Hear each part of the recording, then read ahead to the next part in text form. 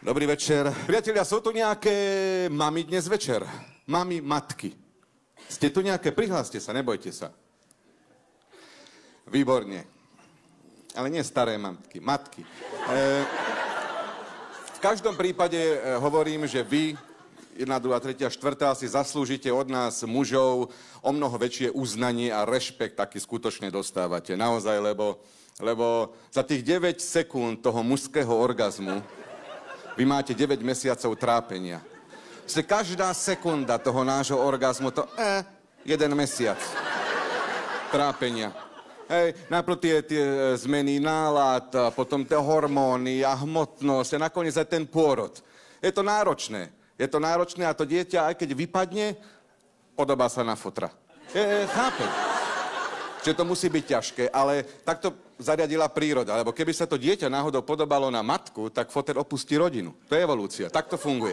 Ale tá matka to dieťa ľúbi, aj keď sa podobá na surikatu. Ľúbi ho rovnako.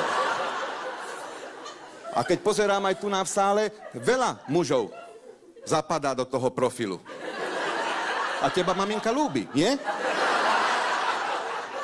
V každom prípade, vy všetci, čo tu dnes večer ste, vďačíte za to svojim rodičom, že prežili romantický moment, nejaké to vzplanutie, nejakú tú proste tú lásku za pumpou niekde na Žižkovie. Hej? Ale aj moja pani teda už je mama.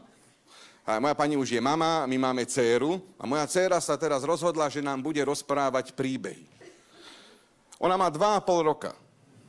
Takže tie príbehy, ktoré mi rozpráva, stoja za hovno.